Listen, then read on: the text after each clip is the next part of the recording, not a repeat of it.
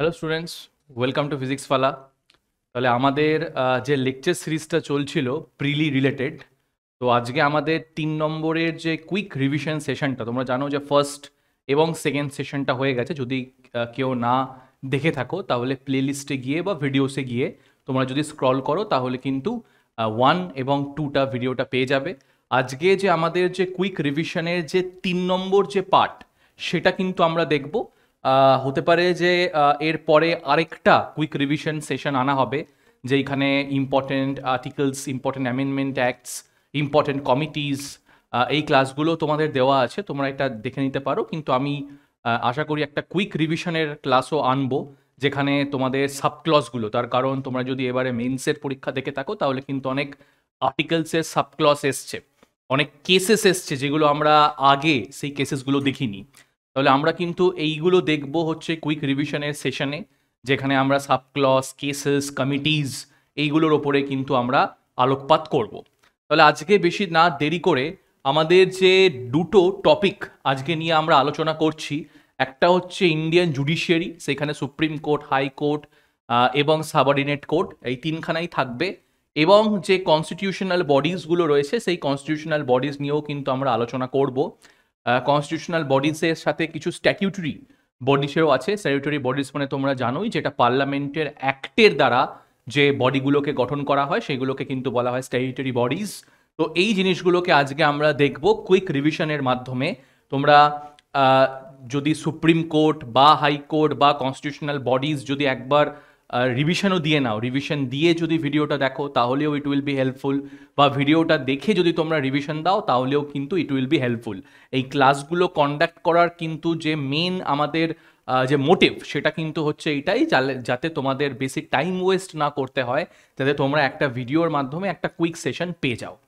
তো আজকে যেটা আমরা প্রথম দিয়ে আলোচনা করব সেটা হচ্ছে আমাদের অ্যাপেক্স কোর্ট, বা বলতে পারো যে ইন্ডিয়ান যে জুডিশিয়াল যে স্ট্রাকচারটা আছে সেইখানে হাইয়েস্ট কোর্ট সেটা হচ্ছে আমাদের সুপ্রিম কোর্ট। তাহলে এইখানে তো অনেক গুরুত্বপূর্ণ তথ্যে আমি আসছি, কিন্তু যেটা তোমাদের প্রশ্ন হতেই পারে যে সুপ্রিম কোর্ট ইন্ডিয়াতে কোন অ্যাক্টে গঠন হয়, কবে গঠন হয়। তাহলে মাথায় রাখবে যে সুপ্রিম কোর্ট ইন্ডিয়াতে রেগুলেটিং অ্যাক্ট, রেগুলেটিং অ্যাক্টের দ্বারা কিন্তু এটি ইন্ডিয়াতে গঠন হয়। 1773-তে কিন্তু এই রেগুলেটিং অ্যাক্টটি কিন্তু ইমপ্লিমেন্ট করা হয়। কিন্তু তার সাথে এইটাও মাথায় রাখবে যে রেগুলেটিং অ্যাক্ট 1773-তে হলেও সুপ্রিম কোর্ট কিন্তু তার 1 বছর পরে 1774-এ কিন্তু এটি ফাংশনে আসে। তো এই জিনিসটা কিন্তু একটুখানি খুব ভালো করে যেন তোমাদের মাথায় থাকে যে রেগুলেটিং অ্যাক্ট কবে কন্ডাক্ট হয়েছিল, এবং রেগুলেটিং অ্যাক্ট কন্ডাক্ট হওয়ার পরে আমাদের যে সুপ্রিম কোর্ট রয়েছে সেটি কখন কিন্তু আমাদের ইন্ডিয়াতে কিন্তু ইমপ্লিমেন্ট হয়। আচ্ছা, তাছাড়াও যেটা আরেকটা খুব ইম্পর্টেন্ট জিনিস, সেটা আমাদের যে সুপ্রিম কোর্ট অফ ইন্ডিয়া রয়েছে সেটা কিন্তু রিপ্লেসড করে ফেডারেল কোর্ট, এবং এই সুপ্রিম কোর্ট কিন্তু সেট আপ হয় আমাদের গভর্নমেন্ট অফ ইন্ডিয়া অ্যাক্ট 1935-এর মাধ্যমে। একটা কথা বলে দিই যে 1774-এ রেগুলেটিং অ্যাক্টে সুপ্রিম কোর্টের গঠন হলেও কিন্তু পরবর্তীকালে একটা আমাদের কিন্তু হায়ারার্কিক্যাল স্ট্রাকচার অফ কোর্ট চলে আসে, যেইখানে আমরা দেখেছি প্রভিন্সেসের ক্ষেত্রে কিন্তু রয়েছে প্রভিন্সিয়াল কোর্ট, এবং যেইগুলো ফেডারেল স্ট্রাকচার যেগুলো রয়েছে মানে ফেডারেল কেসেসের সম্বন্ধে কিন্তু আমাদের এই সুপ্রিম কোর্ট রয়েছে। তখন তো আর সুপ্রিম কোর্ট বলা হতো না, তখন ফেডারেল কোর্ট বলা হতো। কিন্তু 1935-এ সুপ্রিম কোর্ট অফ ইন্ডিয়া কিন্তু রিপ্লেস করলো ফেডারেল কোর্টকে। তাহলে ভালো করে কিন্তু এইখান থেকে যে 3খানা প্রশ্ন তোমাদের আসতে পারে সেটা কিন্তু খুব ভালো করে মাথায় রাখবে। কি কি মাথায় রাখবে? প্রথম, যে সুপ্রিম কোর্ট গঠন কোন অ্যাক্টের মাধ্যমে হয়, সুপ্রিম কোর্ট কবে গঠন হয়, ফেডারেল যে আমাদের যে কোর্টটা রয়েছে যেটা সেন্টারের যে ফাংশনস রয়েছে বা সেন্টারের যদি কোনো রকম ডিসপিউট হয় সেটা নিয়ে কিন্তু ডিল করত। কিন্তু গভর্নমেন্ট অফ ইন্ডিয়া অ্যাক্ট 1935-এ ফেডারেল কোর্টটা রিপ্লেস করা হলো সুপ্রিম কোর্ট অফ ইন্ডিয়ার সাথে। তাহলে এইটা কিন্তু খুব ভালো করে যেন মাথায় থাকে, the supreme court of India replaced the federal court which was set up under the Government of India Act 1935. এবার যখন আমাদের ইন্ডিপেন্ডেন্স হলো, যখন আমরা স্বাধীনতা পেলাম, তখন স্বাধীনতাতে কিন্তু সুপ্রিম কোর্ট সেট আপ হয় স্বাধীনতার পরে জানুয়ারির 28 তারিখ 1950 সালে। তোমরা জানো আমাদের যে জুডিশিয়াল স্ট্রাকচারটা রয়েছে, প্রথমে কিন্তু রয়েছে সুপ্রিম কোর্ট, তারপরে কিন্তু রয়েছে হাই কোর্ট, তারপরে কিন্তু রয়েছে সাবঅর্ডিনেট কোর্ট। এই সাবঅর্ডিনেট কোর্টের সাথেই তোমরা বলতে পারো কিন্তু রয়েছে অনেক ধরনের ট্রিবিউনালস। তো এই যে হায়ারার্কিক্যাল কিন্তু একটা স্ট্রাকচার অফ কোর্ট কিন্তু রয়েছে, যেটা 1935-এ যেটা সুপ্রিম কোর্ট রিপ্লেস করলো, সেটা কিন্তু ডাবল হায়ারার্কিক্যাল কোর্ট সিস্টেম ছিল, যেখানে হাইকোর্ট কিন্তু প্রভিন্সেস যে মামলাগুলো সেইগুলো দেখতো, এবং আমাদের কিন্তু ফেডারেল কোর্ট ছিল যেইগুলো ফেডারেল ডিসপিউট নিয়ে, ফেডারেলের যে কোশ্চেনগুলো নিয়ে সেইগুলো নিয়ে কিন্তু আমাদের ডিল করেছে। আচ্ছা, আমাদের যে জুডিশিয়াল স্ট্রাকচার সেটা কিন্তু আর্টিকেল 124 থেকে আর্টিকেল 147 কিন্তু সুপ্রিম কোর্টের যে আর্টিকেল সেটা নিয়ে ডিল করে। এটি রয়েছে পার্ট 5 অফ দ্য ইন্ডিয়ান কনস্টিটিউশনে। আমাদের এখন যে সুপ্রিম কোর্টের স্ট্রাকচারটা সেটা কিন্তু পাল্টে গেছে। এখন কিন্তু টোটাল 34 খানা কিন্তু জাজ রয়েছে চিফ জাস্টিসকে নিয়ে। এইটা হচ্ছে 2019-এর হিসাব, যেখানে কিন্তু 31 কিন্তু জাজেস ছিল, একজন চিফ জাস্টিস এবং 30টা কিন্তু আদার জাজ কিন্তু আমাদের প্রথম 2019 সালে কিন্তু ছিল। আচ্ছা, জাজেসদের অ্যাপয়েন্টমেন্ট এটা খুবই একটা গুরুত্বপূর্ণ কিন্তু ফাংশন, এবং এটা কিন্তু মাথায় রাখবে যে সুপ্রিম কোর্টে যত জাজ আছে, সেটা চিফ জাস্টিস হোক না কেন বা আদার জাজ হোক না কেন, তাদেরকে কিন্তু অ্যাপয়েন্ট করে থাকে প্রেসিডেন্ট। কিন্তু মাথায় রাখবে যে প্রেসিডেন্ট কিন্তু নিজের মর্জি মতো কাউকে অ্যাপয়েন্ট করতে পারে না, বা প্রেসিডেন্ট প্রাইম মিনিস্টারকেও কিন্তু বলতে পারে না যে আমি কাকে সুপ্রিম কোর্টের জাজ হিসেবে অ্যাপয়েন্ট করব। তাহলে সুপ্রিম কোর্টের জাজকে অ্যাপয়েন্ট করতে গেলে প্রেসিডেন্টকে কনসাল্ট করতে হবে কলিজিয়ামের সাথে। এই কলিজিয়ামটা কি? কলিজিয়াম হচ্ছে এমন একটা সিস্টেম যেইখানে যারা সিনিয়র মোস্ট জাজ তারা কিন্তু বসে থাকে, এবং তারা রেকমেন্ডেশন দেয় প্রেসিডেন্টকে যে পরবর্তীকালে সুপ্রিম কোর্টের জাজ কে হবে। তাহলে এইটা কিন্তু খুব ভালো করে মাথায় রাখবে যে প্রেসিডেন্ট সুপ্রিম কোর্টের জাজকে অ্যাপয়েন্ট করার সময় কনসাল্ট করতে পারে কলিজিয়ামের সাথে। কলিজিয়ামে কারা রয়েছে? কলিজিয়ামে রয়েছে সুপ্রিম কোর্টের সিনিয়র মোস্ট জাজ, হাইকোর্টের সিনিয়র মোস্ট জাজ, যারা রেকমেন্ড করছে যে ইন্ডিয়ার চিফ জাস্টিস এবং আদার জাজ কে হবে। মাথায় রাখবে যে প্রেসিডেন্ট কিন্তু চিফ জাস্টিসের অ্যাপয়েন্টমেন্টের সময় কনসাল্ট করে সেই সমস্ত জাজদের সাথে যেটা তিনি মনে করবেন ঠিক, তার মানে কলিজিয়ামের সাথে, এবং আদার জাজকে অ্যাপয়েন্ট করার ক্ষেত্রে প্রেসিডেন্ট কনসাল্ট করবে কলিজিয়াম প্লাস চিফ জাস্টিস অফ ইন্ডিয়ার সাথে। তাহলে এইটা যেন খুব ভালো করে এই স্ট্রাকচারটা, এটা আমি তোমাদেরকে বললাম, যেন মাথায় থাকে। সুপ্রিম কোর্টের গঠন রেগুলেটিং অ্যাক্ট 1773-তে, 1774-এ এটা সেট আপ হওয়ার একটা রেকমেন্ডেশন দেওয়া হয়। 1935-এর আগে কিন্তু আমাদের ফেডারেল কোর্ট ছিল, প্রভিন্সিয়াল কোর্ট ছিল। 1935 গভর্নমেন্ট অফ ইন্ডিয়া অ্যাক্ট আসার পরে ফেডারেল কোর্ট কিন্তু রিপ্লেস হয়ে যায় সুপ্রিম কোর্ট অফ ইন্ডিয়ার সাথে।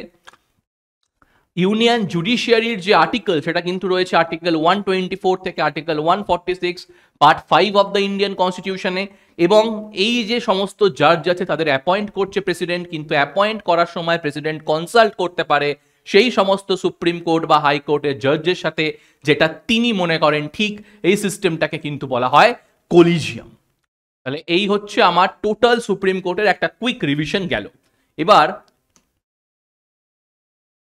আমরা আসছি কম্পোজিশনে, যে সুপ্রিম কোর্টের এখন যে কম্পোজিশনটা রয়েছে সেটাও কিন্তু আমাদেরকে একটুখানি চোখ বুলিয়ে দেখতে হবে। তাহলে দেখো, আমি লিখেছি যে অ্যাট প্রেজেন্ট সুপ্রিম কোর্টে কিন্তু 34 খানা জাজ রয়েছে, একজন প্রধান বিচারপতি রয়েছে যাকে অ্যাপয়েন্ট করছে প্রেসিডেন্ট, প্রেসিডেন্ট কনসাল্ট করছে কলিজিয়ামের সাথে, এবং 33 আদার জাজ রয়েছে। এই 33 আদার জাজকেও কিন্তু অ্যাপয়েন্ট করছে প্রেসিডেন্ট, প্রেসিডেন্ট কনসাল্ট করছে কলিজিয়ামের সাথে এবং প্রধান বিচারপতির সাথে। 2019 সালে 2019-এ কিন্তু 2019-এর আগে আমাদের যে সুপ্রিম কোর্টের জাজের সংখ্যা ছিল সেটা কিন্তু ছিল 31। 2019-এর আগে যে সুপ্রিম কোর্টের জাজের সংখ্যা ছিল সেটা 31। 2019 অ্যাক্টের মাধ্যমে এটিকে 34 কিন্তু করে দেওয়া হয়। তাহলে যদি তোমরা দেখো যে সুপ্রিম কোর্ট কিন্তু যখন প্রথম হয় তখন খুব লিমিটেড নাম্বার অফ জাজেস ছিল, পরবর্তীকালে পার্লামেন্ট কিন্তু অনেক সময় যে সুপ্রিম কোর্টের জাজের সংখ্যা সেটাকে কিন্তু বাড়িয়েই চলেছে। যেরকম দেখো যে 10 ছিল, তারপরে কিন্তু 13 করা হলো, তারপরে 17 করা হলো, তারপরে 25 করা হলো, তারপরে কিন্তু 33 করা হলো 2019-এ। কেন আমি এই কথাটা বলছি, কেন এত গুরুত্ব দিচ্ছি যে সুপ্রিম কোর্টের জাজের নাম্বারের সংখ্যাতে? তার কারণটা হচ্ছে অনেক সময় প্রিলিতে একটা প্রশ্ন খুব দিয়ে দেয় যে সুপ্রিম কোর্টে কত নাম্বার অফ জাজেস থাকবে সেটা নির্ধারণ কে করবে, সেটা ডিটারমাইন কে করবে। তাহলে মাথায় রাখবে সেটা কিন্তু নির্ধারণ করবে পার্লামেন্ট। তোমরা দেখতেই এখানে পাচ্ছ যে পার্লামেন্ট কিন্তু সুপ্রিম কোর্টের জাজের সংখ্যা কিন্তু বাড়িয়ে চলেছে। তার কারণ অবশ্যই সুপ্রিম কোর্টের কেসেস বাড়ছে, কেসেস বাড়লে কিন্তু ওয়ার্কলোডও বাড়বে, ওয়ার্কলোড বাড়লে কিন্তু আমাদের প্রয়োজন পড়বে নাম্বার অফ জাজেস যারা সুপ্রিম কোর্টের কেসগুলোকে ডিসপোজ করতে পারবে। তাহলে আমি কি বললাম? আমি এইটা বললাম যে সুপ্রিম কোর্টের 2019-এর আগে কিন্তু সংখ্যা ছিল 31, এখন কিন্তু হয়ে গেছে 34। এই যে সুপ্রিম কোর্টে কটা নাম্বার অফ জাজ থাকবে এটা ডিটারমাইন করবে কিন্তু আমাদের পার্লামেন্ট। তাহলে এই হচ্ছে আমাদের সুপ্রিম কোর্টের গেল কিন্তু কম্পোজিশন। এবার আমি আসছি রিমুভাল, সুপ্রিম কোর্টের জাজকে সরানোর প্রক্রিয়া। দেখো সুপ্রিম কোর্টের জাজকে সরানোর প্রক্রিয়া আমি কিন্তু এটা রেখেছি। তার কারণটা হচ্ছে এই যে স্টেপসগুলো এখানে দেওয়া আছে, যে কোনো একটা স্টেপ থেকে কিন্তু কোশ্চেন আসতে পারে। যেরকম তোমাকে ফর এক্সাম্পল বললো যে সুপ্রিম কোর্ট জাজকে রিমুভ করার যে প্রক্রিয়া ইনিশিয়েট করা সেটা কোন হাউস থেকে শুরু হবে, তখন অপশন দিয়ে দিল লোকসভা, রাজ্যসভা, স্টেট লেজিসলেচার নাকি পার্লামেন্ট। তো এই ধরনের প্রশ্ন কিন্তু আসতেই পারে, এই জন্য প্রত্যেকটা স্টেপ বাই স্টেপ বোঝা কিন্তু আমাদের জন্য খুব ইম্পর্টেন্ট। তাহলে দেখো যে কোনো কাউকে রিমুভ করতে গেলে কিন্তু একটা মোশন পাস করতে হয়। এই মোশনটা কিন্তু সুপ্রিম কোর্ট জাজের ক্ষেত্রেও কিন্তু পাস করতে হবে। এবার প্রশ্নটা হচ্ছে এই মোশনটা ইন্ট্রোডিউস বা ইনিশিয়েট কোথায় হবে? মাথায় রাখবে সুপ্রিম কোর্ট জাজকে রিমুভ করতে গেলে সেই মোশনটা কিন্তু পেশ করা যেতে পারে in either house of parliament. তার মানে লোকসভাতেও পেশ করা যেতে পারে, রাজ্যসভাতেও কিন্তু পেশ করা যেতে পারে। তাহলে যদি আমাদের প্রশ্ন আসতো যে কোন হাউসে সুপ্রিম কোর্টকে রিমুভাল করার মোশন পেশ হতে পারে, তাহলে আমি কিন্তু লিখতাম আইদার হাউস অফ পার্লামেন্ট, বা যদি শুধু থাকতো পার্লামেন্ট আমি কিন্তু পার্লামেন্টে টিক করতাম। আচ্ছা, এবার দেখো যদি এটা লোকসভাতে ইন্ট্রোডিউস করো তাহলে 100 মেম্বারের সই লাগবে, যদি এটা রাজ্যসভাতে ইন্ট্রোডিউস করো তাহলে কিন্তু 50টা মেম্বারের সই লাগবে। এবার স্পিকার যদি লোকসভাতে ইন্ট্রোডিউস হয় তাহলে স্পিকার, যদি রাজ্যসভাতে ইন্ট্রোডিউস হয় তাহলে কিন্তু চেয়ারম্যান। আচ্ছা, স্পিকার বা চেয়ারম্যান এই মোশনটাকে অ্যাকসেপ্টও করতে পারে, রিজেক্টও করতে পারে।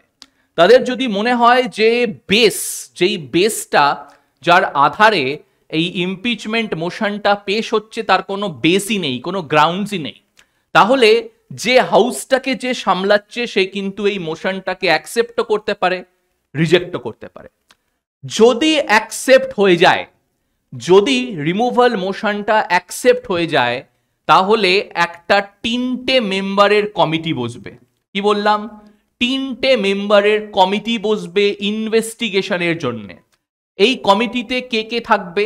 এই কমিটিতে থাকবে একজন সুপ্রিম কোর্টের জাজ, একজন চিফ জাস্টিস অফ হাইকোর্ট এবং একজন ডিস্টিংগুইশড জুরিস্ট। ডিস্টিংগুইশড জুরিস্ট মানে বুঝতেই পারছো, যার সিনিয়র মোস্ট জাজ বা যার অনেক নাম ডাক আছে। ঠিক আছে, তাহলে এরা কি ইনভেস্টিগেট করবে? মাথায় রাখে যেন সুপ্রিম কোর্ট বা হাইকোর্টের জাজ দুটো কারণের জন্য রিমুভ হতে পারে। একটা হচ্ছে মিসবিহেভিয়ার, আরেকটা হচ্ছে ইনক্যাপাসিটি। এই দুটো কারণের জন্য কিন্তু সুপ্রিম কোর্টের জাজ রিমুভ হতে পারে। মিসবিহেভিয়ার মানে সে কনস্টিটিউশনের সাথে মিসবিহেভ করেছে, ইনক্যাপাসিটি মানে সে ক্যাপেবল না সেই সিটটায় বসে থাকতার। তাহলে এই যে তিনজন মেম্বার রয়েছে তারা ইনভেস্টিগেট করছে যে সুপ্রিম কোর্টের জাজ মিসবিহেভ বা ইনক্যাপাসিটি করেছে কিনা। তারা ইনভেস্টিগেশন করে রিপোর্টটা জমা দেবে পার্লামেন্টের কাছে। এবার পার্লামেন্ট যদি এই মোশনটাকে পাস করে দেয় 2/3 মেজরিটিতে, কি বললাম খুব ভালো করে মাথায় রাখো, পার্লামেন্ট যদি এই রেজলিউশনটাকে পাস করে দেয় 2/3 মেজরিটিতে, তাহলে কিন্তু সুপ্রিম কোর্টের জাজ সরে যাচ্ছে। খুব ভালো করে যেন এই যে যেটা বললাম যেন খুব ভালো করে মাথায় থাকে। আরেকবার আমরা দেখে নিই তাহলে আরো ক্লিয়ার হয়ে যাবে। তাহলে সুপ্রিম কোর্টের জাজকে রিমুভ করার জন্য মোশনটা পেশ হতে পারে আইদার হাউস অফ পার্লামেন্টে। লোকসভাতে হলে 100 মেম্বারের সাপোর্ট লাগবে, রাজ্যসভাতে হলে 50টা মেম্বারের সাপোর্ট লাগবে। স্পিকার বা চেয়ারম্যান এটিকে অ্যাকসেপ্টও করতে পারে, রিজেক্টও করতে পারে। যদি অ্যাকসেপ্ট করে নেয় একজন 3জন মেম্বারের ইনভেস্টিগেশন টিম বসবে। এই 3জন মেম্বার ইনভেস্টিগেট করবে দুটো কারণের জন্য, মিসবিহেভিয়ার, ইনক্যাপাসিটি। পরবর্তীকালে এই মোশনটা যাবে পার্লামেন্টের কাছে। পার্লামেন্ট বা both house of the parliament যদি এই মোশনটাকে পাস করে দেয় বাই 2/3 মেজরিটি, তাহলে কিন্তু সুপ্রিম কোর্টের জাজকে রিমুভ করবে কে? প্রেসিডেন্ট। যেন খুব ভালো করে মাথায় থাকে, আবার লিখে দিও না যে সুপ্রিম কোর্টের জাজ is being removed by the parliament. না, পার্লামেন্ট স্পেশাল মেজরিটিতে পাস করার পরে রিমুভ করবে কিন্তু প্রেসিডেন্ট। ঠিক আছে, তাহলে এই গেল আমাদের পুরো ব্যাপারটা। আচ্ছা, এই যে রিমুভালের যে প্রক্রিয়া, এটা কিন্তু এস্টাবলিশ হয়েছে জুডিশিয়ারি এনকোয়ারি অ্যাক্ট অফ 1968। এইটাও একটুখানি বিশেষ করে খেয়াল রাখবে যে আমাদের যে সুপ্রিম কোর্টের জাজ যাকে আমরা সরাচ্ছি, এই যে প্রক্রিয়াটা আমরা দেখলাম, সেটা কিন্তু ইন্ট্রোডিউস করা হয়েছে এই প্রক্রিয়াটা by the judicial enquiry act of 1968। আচ্ছা, প্রথম যে কেস অফ ইমপিচমেন্ট কিন্তু এটা জাস্টিস ভি রামাস্বামী, এনার কিন্তু ইমপিচমেন্টের যে বিষয়টা সেটা কিন্তু ফার্স্ট কেস অফ ইমপিচমেন্ট হচ্ছে রামাস্বামী। পরবর্তীকালে AU বেগ, লিখে দিই আমি, এনার এগেনস্টেও কিন্তু ইমপিচমেন্ট মোশন এসছিল, কিন্তু অবশ্যই পাস করা যায়নি, পার্লামেন্টে ব্যাপারটা গিয়ে কিন্তু আটকে যায়। তাহলে এই হচ্ছে আমার ইমপিচমেন্টের প্রক্রিয়া। এবার আমরা কিছু powers of the supreme court দেখে নেব, যেটা আমাদের পরীক্ষার ক্ষেত্রে কিন্তু আসতে পারে। তাহলে প্রথমেই যেটা দেখবো আমরা সেটা হচ্ছে অরিজিনাল জুরিসডিকশন। এবার অরিজিনাল জুরিসডিকশন মানে কি মাথায় রাখবে অরিজিনাল জুরিসডিকশন মানে এমন কেসেস যেটা ডাইরেক্টলি সুপ্রিম কোর্টে নিয়ে যাওয়া যায়, বা একমাত্র কিন্তু সুপ্রিম কোর্টই সেই কেসটাকে শুনবে। এটাকে অরিজিনালও বলা হয় এবং এক্সক্লুসিভও বলা হয়। অরিজিনাল কেন? তার কারণ বুঝতেই পারছো কি, একমাত্র কিন্তু কেসটা এইখানে সুপ্রিম কোর্টের কাছে কিন্তু ডাইরেক্টলি কেসটা নিয়ে যাওয়া যায়। এক্সক্লুসিভ তার কারণ এই কেসটা কিন্তু একমাত্র সুপ্রিম কোর্টই শুনবে। তাহলে কি এমন কেসেস আছে যেইগুলো আমি ডাইরেক্টলি সুপ্রিম কোর্টের কাছে নিয়ে যেতে পারবো, বা কি এরকম কেসেস আছে যেইগুলো একমাত্র সুপ্রিম কোর্টই শুনবে? এবার তোমরা অনেকেই বলবে কি স্যার ফান্ডামেন্টাল রাইটস, কিন্তু ফান্ডামেন্টাল রাইটস কিন্তু অরিজিনাল জুরিসডিকশনের মধ্যে পড়ে না। কেন? তার কারণ মাথায় লাগবে যে অবশ্যই ফান্ডামেন্টাল রাইটস কিন্তু ডাইরেক্টলি আর্টিকেল 32কে ইউজ করে সুপ্রিম কোর্টে নিয়ে যাওয়া যায়, কিন্তু সেটা কিন্তু অরিজিনাল জুরিসডিকশন না। কেন না? তার কারণ ফান্ডামেন্টাল রাইটস এনফোর্স কিন্তু হাইকোর্টেও করা যায়। ফান্ডামেন্টাল রাইট এনফোর্স কিন্তু হাইকোর্টেও করা যায় আন্ডার আর্টিকেল 226। এই জন্যই এই যে ফান্ডামেন্টাল রাইটসের ব্যাপারটা, সেটা কিন্তু অরিজিনাল জুরিসডিকশনের মধ্যে পড়ছে না। হ্যাঁ, অবশ্যই সেটা ডাইরেক্টলি সুপ্রিম কোর্টে নিয়ে গিয়ে যাওয়া গেলেও সেটা কিন্তু হাইকোর্টও কিন্তু ফান্ডামেন্টাল রাইটসকে এনফোর্স করতে পারে।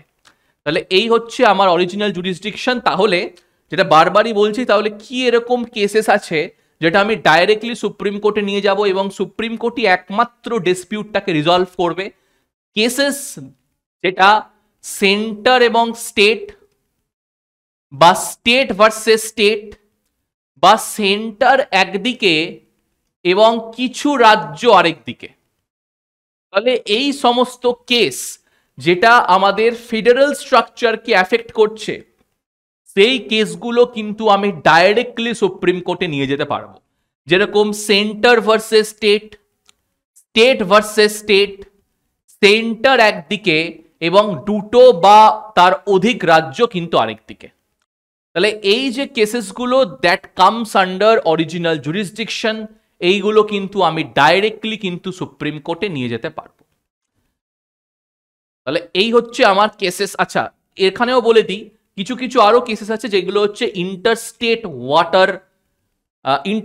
Water supplies. আচ্ছা, এটা আমি বলি, তোমরা জানো যে আমাদের কিন্তু ইন্টারস্টেট কাউন্সিল রয়েছে আর্টিকেল 263-তে, কিন্তু আমাদের ইন্টারস্টেট এই রিভার ওয়াটার কাউন্সিলও কিন্তু রয়েছে article 262-তে।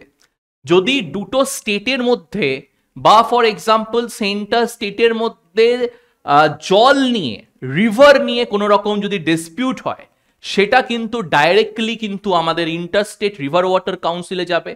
Until interstate river water কাউন্সিলও যদি সেই ডিসপিউটটাকে সলভ করতে না পারে, it can go to the supreme court. আচ্ছা, matters referred by the finance commission, বুঝতেই পারছো ফিনান্স কমিশন এমন একটা কমিশন যেটা কিন্তু আমাদের রেকমেন্ড করে the distribution of taxes between the centre and the state. তাহলে এখানেও কিন্তু সেন্টার ভার্সেস স্টেটের ম্যাটারটা আসছে।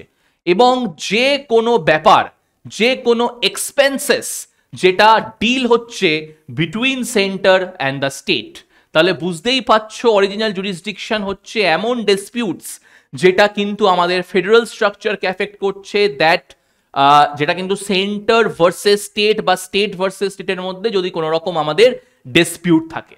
তাহলে এই হচ্ছে পুরো আমাদের অরিজিনাল জুরিসডিকশন। আশা করি তোমরা বুঝতে পারলে। এবার আমরা চলে আসছি অ্যাডভাইজারি জুরিসডিকশনে। খুব ভালো করে কিন্তু এই পয়েন্টটাও আমাদের মাথায় রাখতে হবে, অ্যাডভাইজারি জুরিসডিকশন। তোমরা আমাকে কমেন্ট সেকশনে জানাও যে কত নম্বর আর্টিকেলে আমাদের এই সুপ্রিম কোর্টের অ্যাডভাইজারি জুরিসডিকশনের কথা বলা আছে। আচ্ছা, এবার আমি একটুখানি বলি। অ্যাডভাইজারি জুরিসডিকশন তার মানে সুপ্রিম কোর্ট তো জাস্টিস দেয়, বিচার ব্যবস্থা, এরা আবার অ্যাডভাইস কাকে দেবে? তাহলে মাথায় রাখবে সুপ্রিম কোর্ট কিন্তু অ্যাডভাইস দিতে পারে প্রেসিডেন্টকে। তাহলে প্রেসিডেন্ট কিন্তু সুপ্রিম কোর্টের কাছে অ্যাডভাইস চাইতে পারে। আচ্ছা, সুপ্রিম কোর্ট কিন্তু দুটো ক্ষেত্রে, প্রেসিডেন্ট দুটো ম্যাটারের ক্ষেত্রে কিন্তু অ্যাডভাইস চাইতে পারে। এমন একটা ম্যাটার যেটা পাবলিকের কাছে এখন খুবই ইম্পর্টেন্ট। ফর এক্সাম্পল, আমাদের যখন সিটিজেনশিপ অ্যামেন্ডমেন্ট বিল পাস হয়, তখন কিন্তু একটা পাবলিক ইন্টারেস্ট, একটা কিন্তু পাবলিকের একটা কিন্তু রেজ হোক, ফরে হোক বা এগেনস্ট হোক, একটা কিন্তু পাবলিকের একটা ইন্টারেস্ট সেটা নিয়ে কিন্তু জন্মায়। এই সমস্ত ম্যাটারগুলো যেইগুলো পাবলিকের কাছে খুব ইম্পর্টেন্ট, সেই সমস্ত ম্যাটারের লিগালিটি চেক করার জন্য কিন্তু প্রেসিডেন্ট সুপ্রিম কোর্টের কাছ থেকে অ্যাডভাইস চাইতে পারে। তাহলে matters related to public opinion বা ইন্টারেস্ট,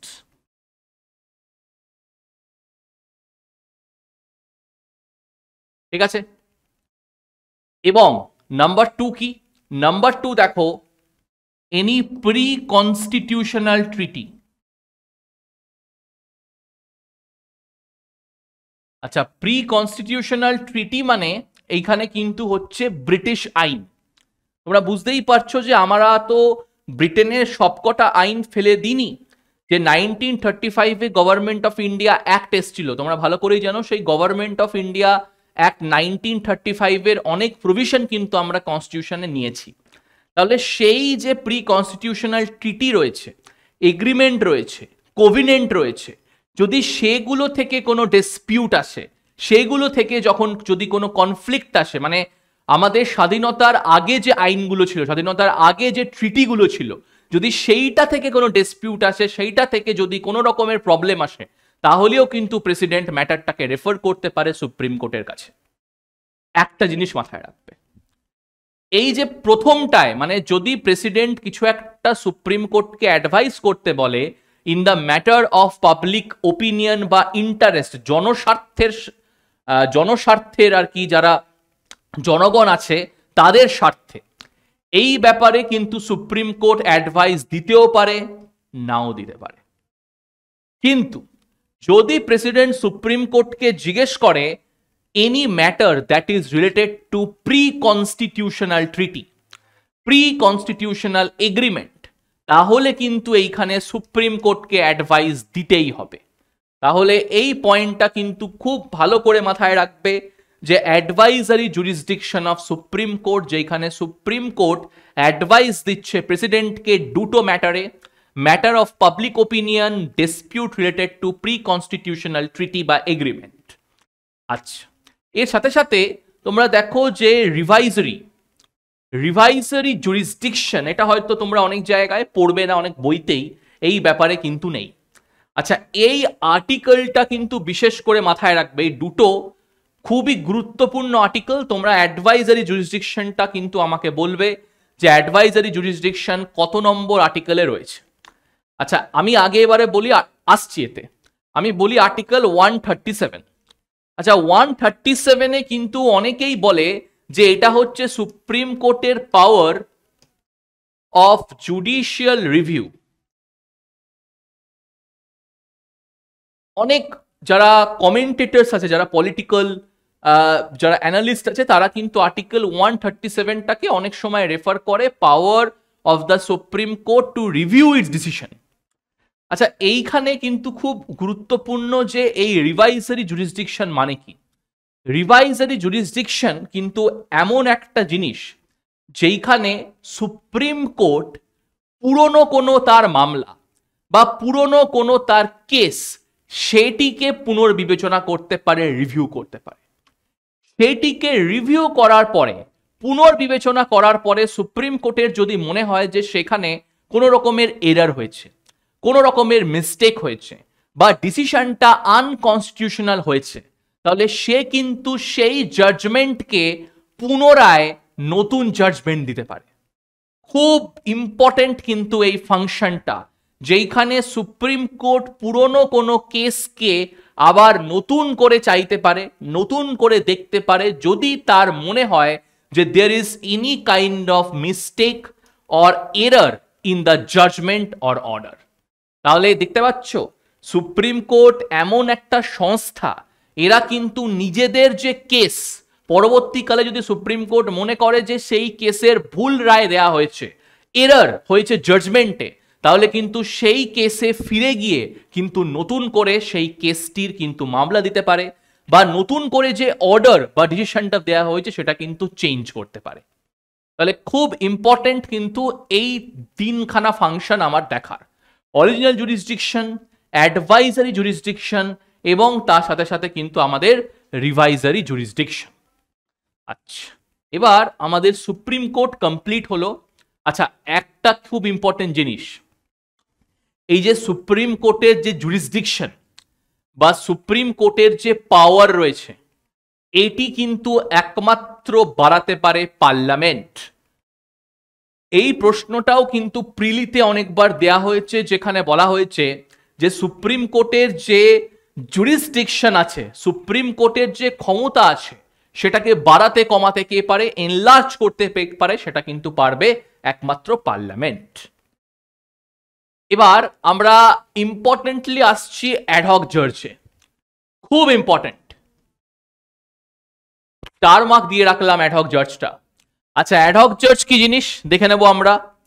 মনে করো যে সুপ্রিম কোর্টে যে প্রেজেন্ট জাজ রয়েছে, সেই প্রেজেন্ট জাজের ল্যাক রয়েছে, মানে ল্যাক মানে বুঝতেই পারছো যে কেসেস কিন্তু বেড়ে চলেছে, কিন্তু নাম্বার অফ জাজ কিন্তু অনেক সীমিত। তারা এত কেসেসের কিন্তু দেখতে পাচ্ছে না বা রায় দিতে পারছে না। এটাকে বলে হয় lack of quorum. Lack of quorum বলতে ইনঅ্যাডিকুয়েট নাম্বার অফ জাজেস ইন দ্য সুপ্রিম কোর্ট কিন্তু রয়েছে। সুপ্রিম কোর্টে পূর্ণরূপে কিন্তু জাজরা নেই, বা সুপ্রিম কোর্টে জাজের শর্টেজ রয়েছে, তারা পেন্ডিং যে কেসেসগুলো সেইগুলোকে সামাল দিতে পারছে না। সেই সময় অ্যাডহক জাজ, তার মানে টেম্পোরারি বা সীমিত সময়ের জন্যে কিন্তু হাইকোর্টের জাজকে অ্যাপয়েন্ট করা যেতে পারে সুপ্রিম কোর্টের জাজ হিসেবে। যদি তোমরা লেখাটা পড়ো যে যদি ল্যাক অফ কোরাম থাকে ইন পার্মানেন্ট জাজ, তার মানে জাজের সংখ্যা সীমিত, জাজরা এত কাজ করতে পারছে না। সেই যে ইনঅ্যাডিকুয়েট নাম্বার অফ জাজেস রয়েছে, সেই ঘাটতি মেটানোর জন্যে চিফ জাস্টিস অফ ইন্ডিয়া, ভারতের প্রধান বিচারপতি, অ্যাপয়েন্ট করতে পারে অ্যাডহক জাজ। কোথা থেকে? হাইকোর্ট থেকে। হাইকোর্ট থেকে কিন্তু কোনো একটি জাজকে অ্যাডহক জাজ হিসেবে অ্যাপয়েন্ট করতে পারে সুপ্রিম কোর্ট, কিন্তু খুব গুরুত্বপূর্ণ, for a temporary period of time. ভালো করে মাথায় রাখবে যে অ্যাপয়েন্টমেন্ট এবং ট্রান্সফার অফ জাজেস এর ক্ষেত্রে কিন্তু সেই ওপিনিয়নটা দেবে কে? কলিজিয়াম। এই যে কলিজিয়াম যে ওপিনিয়নটা দিচ্ছে সেটা কিন্তু পার্মানেন্ট ট্রান্সফার অফ হাইকোর্টের জাজ। কোনো হাইকোর্টের জাজ সুপ্রিম কোর্টে পার্মানেন্টলি মুভ করছে, কিন্তু এইখানে কিন্তু আমি পার্মানেন্ট কথাটা বলছি না, এইখানে কিন্তু আমি বলছি টেম্পোরারি সময়ের জন্য। তার কারণ আমার কাছে অ্যাডিকুয়েট নাম্বার অফ জাজেস নেই সুপ্রিম কোর্টে। এবং তোমরা জানো যে যতক্ষণ না পার্লামেন্ট এই সংখ্যাটা বাড়াচ্ছে সেটা কিন্তু বাড়বেও না, কিন্তু আমার তো কাজের সংখ্যা বেড়েই চলেছে। সেই ঘাটতি মেটানোর জন্য চিফ জাস্টিস কিন্তু অ্যাপয়েন্ট করতে পারে যে কোনো হাইকোর্টের জাজকে অ্যাজ অ্যান অ্যাডহক জাজ অফ সুপ্রিম কোর্ট, কিন্তু লিমিটেড সময়ের জন্য। এটা করার সময় কি চিফ জাস্টিসকে কারোর সাথে কনসাল্ট করতে হবে? অবশ্যই কনসাল্ট করতে হবে। প্রেসিডেন্টের কনসেন্ট লাগবে, এবং যেই হাইকোর্টের জাজকে তুমি অ্যাপয়েন্ট করছো অ্যাজ অ্যাডহক জাজ, তারও কিন্তু কনসালটেশন লাগবে, তারও কিন্তু কনসেন্ট লাগবে। ঠিক আছে? এবং অবশ্যই তার কিন্তু কোয়ালিফিকেশন হওয়া চাই। মানে আমি যাকে তাকে, মানে সরি বলাটা আমার ভুল হয়েছে, আমি যে কোনো বিচারপতিকে আমি কিন্তু হাইকোর্টের জাজ করে দিতে পারি না, সুপ্রিম কোর্টের জাজ, অ্যাডহক জাজ করে দিতে পারি না। আমি সেই সমস্ত হাইকোর্টের জাজকেই কিন্তু অ্যাডহক জাজ করতে পারবো যারা কোয়ালিফাইড আছে to be appointed as supreme court জাজ। তাহলে এইটাও কিন্তু একটুখানি মাথায় রাখবে যে সেই সমস্ত হাইকোর্ট জাজই কিন্তু অ্যাডহক জাজ হতে পারে যারা কোয়ালিফাইড করছে, যাদের কোয়ালিফিকেশন আছে টু বি এ পার্মানেন্ট জাজ অফ সুপ্রিম কোর্ট। তাহলে এই হচ্ছে আমার অ্যাডহক জাজ। এখন কিন্তু অনেক প্রশ্ন আসে কিন্তু অ্যাডহক জাজকে নিয়ে। ঠিক আছে, ওকে। এবার আসছি আমি রিটায়ার্ড জাজ। আচ্ছা, এবারে হয়তো অনেকে বলবে কি এটা কি উল্টো পাল্টা বলছেন, কারণ একবার রিটায়ার হওয়ার পরে তো ব্যান আছে, ব্যান আফটার রিটায়ারমেন্ট। সুপ্রিম কোর্টের জাজরা একবার রিটায়ার করে গেলে কিন্তু আর কোনো রকমের বিচার ব্যবস্থার সাথে কিন্তু তারা যুক্ত থাকতে পারে না। কিন্তু আমি এইখানে রিটায়ার্ড জাজকেও টেম্পোরারি সময়ের জন্য কিন্তু অ্যাপয়েন্ট করছি, তোমরা দেখে নিতে পারো।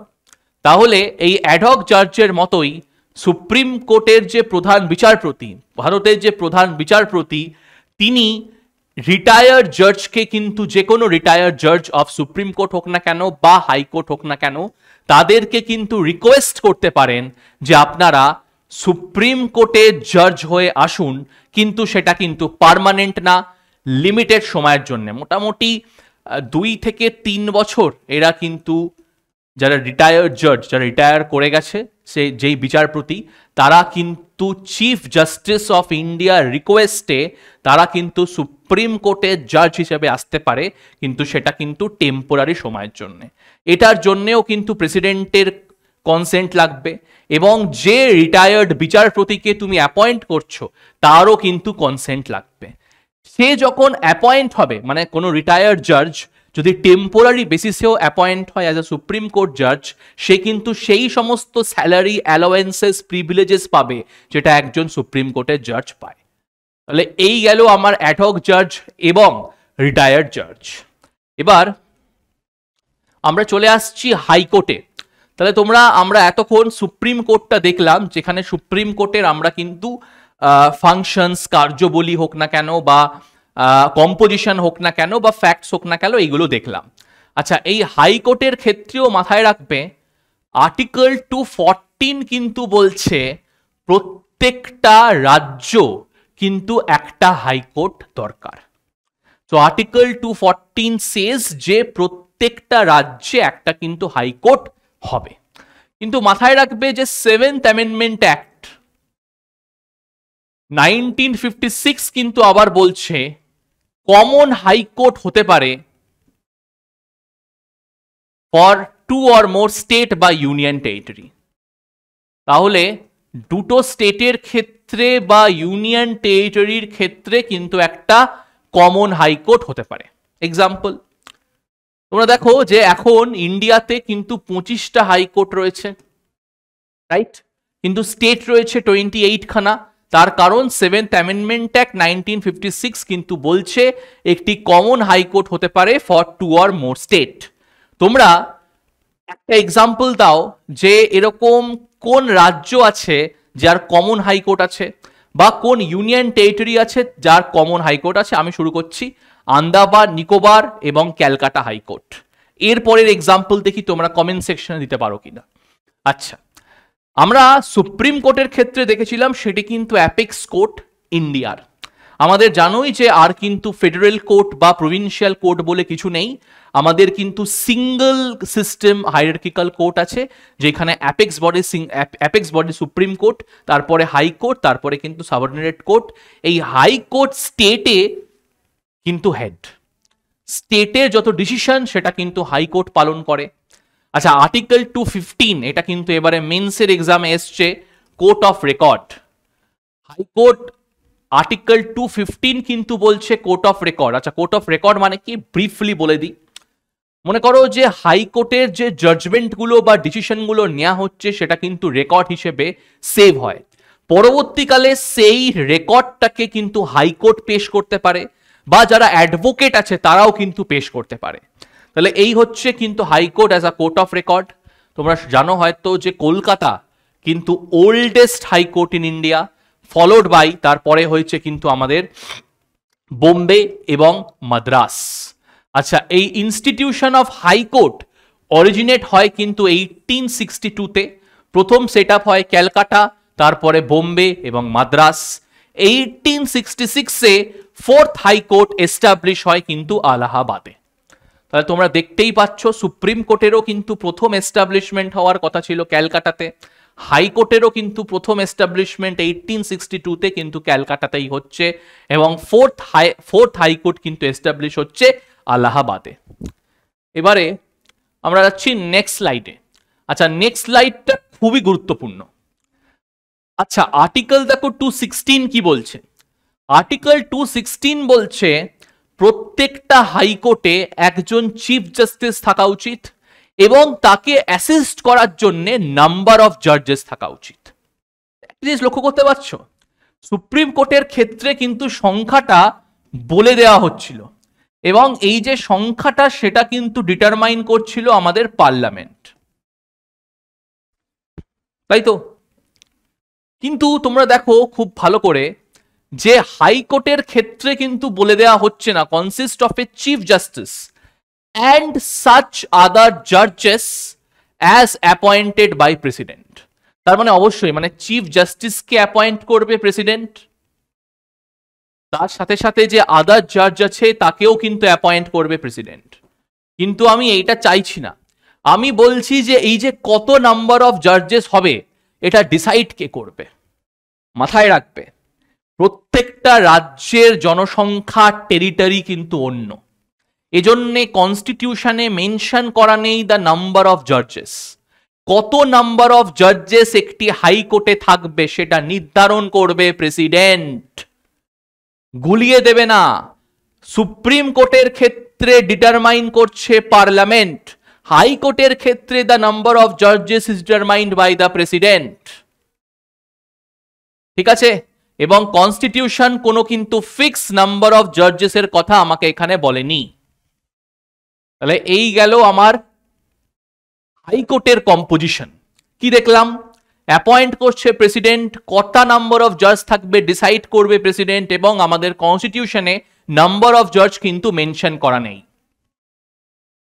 আচ্ছা, রিমুভালটা কিন্তু এক, সুপ্রিম কোর্টের জাজ যেরকম করে রিমুভ হয় তেমনি কিন্তু হাইকোর্টের জাজও রিমুভ হয়। তার মানে হাইকোর্টের জাজ রিমুভ হয় পার্লামেন্ট যদি একটি মোশন পাস করে দেয় বাই 2/3 মেজরিটি, এবং সেটা যদি প্রেসিডেন্টের কাছে যায় তাহলে কিন্তু প্রেসিডেন্ট রিমুভ করবে। মাথায় থাকে কিন্তু সেম অ্যাজ সুপ্রিম কোর্ট, তার মানে পার্লামেন্টের অর্ডারে রিমুভ করবে সুপ্রিম কোর্ট। ঠিক আছে, আচ্ছা এবারে আসছি আমি ট্রান্সফার অফ জাজ। একটি জাজকে একটা হাইকোর্ট থেকে যদি অন্য হাইকোর্টে পাঠাতে হয় তাহলে আমাদের কি প্রসেস রয়েছে? তাহলে দেখো, এইটা নিয়ে কিন্তু ডিল করছে আর্টিকেল 222, এটাও মার্ক করে রাখবে। যে আর্টিকেলস গুলো আমি তোমাদেরকে বলছি সেইগুলো কিন্তু অত্যন্ত ইম্পর্টেন্ট। তাহলে দেখো কি বলছে, যে একটি হাইকোর্টের জাজকে যদি অন্য হাইকোর্টে ট্রান্সফার করতে হয় তাহলে সেটা কিন্তু আমাদের করছে প্রেসিডেন্ট। কিন্তু প্রেসিডেন্ট সেটার জন্য কিন্তু কনসাল্ট করতে পারে চিফ জাস্টিস অফ ইন্ডিয়ার সাথে। একটি হাইকোর্টের জাজকে অন্য হাইকোর্টে ট্রান্সফারের ক্ষেত্রে আমার শুধু চিফ জাস্টিস অফ ইন্ডিয়া লেখা ঠিক হয়নি, তার সাথে কিন্তু এই কলিজিয়ামটাও লেখা উচিত ছিল। তাহলে ট্রান্সফার অফ জাজ এটাও কিন্তু করছে প্রেসিডেন্ট, কিন্তু প্রেসিডেন্ট ট্রান্সফার অফ জাজের ক্ষেত্রে কনসাল্ট করছে কিন্তু চিফ জাস্টিস অফ ইন্ডিয়ার সাথে, যে একটা জাজকে, একটা হাইকোর্টের জাজকে অন্য জায়গায়, অন্য স্টেটে ট্রান্সফার করা যায় কিনা। ঠিক আছে, আচ্ছা, consultation with chief justice of India যেটা বললামই আমি, এবং তার সাথে সাথে the opinion of the chief জাস্টিসের যে ওপিনিয়ন থাকবে সেটা কিন্তু প্রেসিডেন্টের ওপরে বাধ্যতামূলক, বাইন্ডিং। তাহলে এটা কিন্তু রেকমেন্ডারি ফাংশন না, চিফ জাস্টিসের যে রেকমেন্ডেশন থাকবে যে ট্রান্সফার করা যাবে কিনা সেটা কিন্তু বাইন্ডিং অন প্রেসিডেন্ট। এবার আসছি আমি রিট জুরিসডিকশন। আচ্ছা, হাইকোর্টের ক্ষেত্রেও কিন্তু রয়েছে অরিজিনাল জুরিসডিকশন, আমি আসবো অরিজিনাল জুরিসডিকশনে হাইকোর্টে। এবং হাইকোর্টের ক্ষেত্রেও কিন্তু বাকি যে আমরা সব দেখছিলাম সুপ্রিম কোর্টের ক্ষেত্রে, জুডিশিয়াল রিভিউ হোক না কেন, সমস্ত হোক না কেন, এটা কিন্তু হাইকোর্টেও আছে।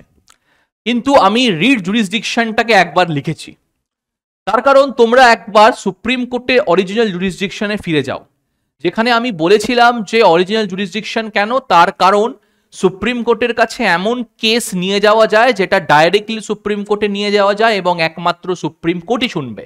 কিন্তু আমি সেখানে কিন্তু বলেছিলাম ফান্ডামেন্টাল রাইট সুপ্রিম কোর্টের অরিজিনাল জুরিসডিকশনের মধ্যে পড়ে না। কেন? তার কারণ আর্টিকেল 226 হাইকোর্টেও কিন্তু পাওয়ার দিচ্ছে যে হাইকোর্টও কিন্তু রিট ইস্যু করতে পারে ফান্ডামেন্টাল রাইটসকে এনফোর্স করতে গেলে। এবং এখানে কিন্তু সুপ্রিম কোর্টের থেকে হাইকোর্টের jurisdiction in issuing of Ritz কিন্তু বড়। তার কারণ কি, সুপ্রিম কোর্ট একমাত্র এনফোর্স করতে পারে ফান্ডামেন্টাল রাইটস, কিন্তু হাইকোর্ট ফান্ডামেন্টাল রাইটসও এনফোর্স করতে পারে, আমাদের যে আদার রাইটস রয়েছে, আদার যে কনস্টিটিউশনাল রাইটস রয়েছে সেটাকেও কিন্তু এনফোর্স করতে পারে। তাহলে মাথায় রাখবে যে শুধু সুপ্রিম কোর্ট রিট ইস্যু করে না, আর্টিকেল 226 হাইকোর্টও কিন্তু রিট ইস্যু করতে পারে।